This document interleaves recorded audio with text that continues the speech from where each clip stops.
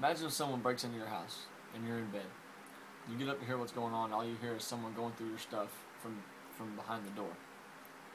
If you were a gun owner, you'd be able to defend yourself and protect your property. I bet if you came out of your bedroom with a pistol aimed at the burglar's face, they would not think twice about leaving and not coming back. This is why I feel it's important that we exercise the Second Amendment and our right to own and bear firearms. We'll begin by discussing who should not own a firearm. According to humanevents.com, the following people should not own a firearm: people with behavioral health issues, people who suffer from depression or personality issues, any person who has been convicted of a violent crime, and also I feel that sex offenders should be added to this list.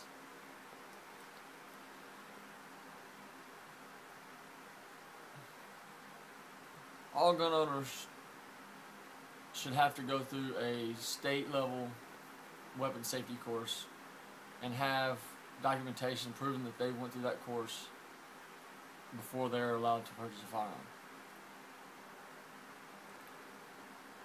The background check that goes into buying a firearm is the determining factor on whether or not a person should own a firearm, or if they will be allowed to own a firearm.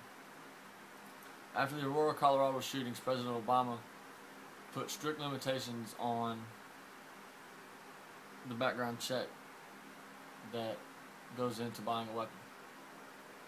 The following is a list of people who cannot own a firearm: convicted felons, fugitives, dishonorably discharged personnel from the military, mentally incompetent people, any person convicted of a domestic crime. This falls under the Lautenberg Amendment.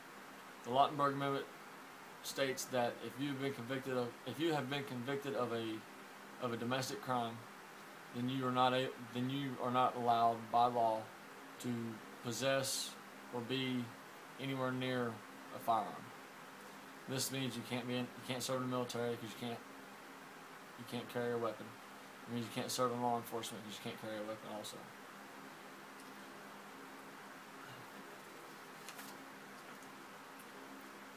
People have a bad habit of blaming guns for violent crimes. It's not the gun's fault that somebody pointed at somebody else and pulled the trigger. This would be about like blaming Burger King and McDonald's for obesity. Every gun owner has the same rights. If one person violates those rights, then everybody else should not have to suffer for that one person's mistakes. The U.S. Second Amendment is what gives a gun owner his rights. The Second Amendment gives a gun owner the right to protect himself, his family, and his property with all means necessary. The Second Amendment also gives the people the right to own a weapon as long as it is not being used in a military manner. With this, I've given a short overview of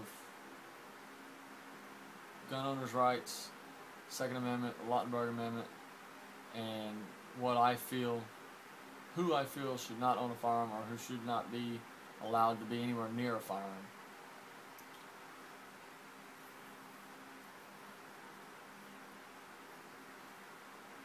Thank you for your time, and maybe with better gun control, the citizens of the United States can play an active role in reducing the crime rate in this country.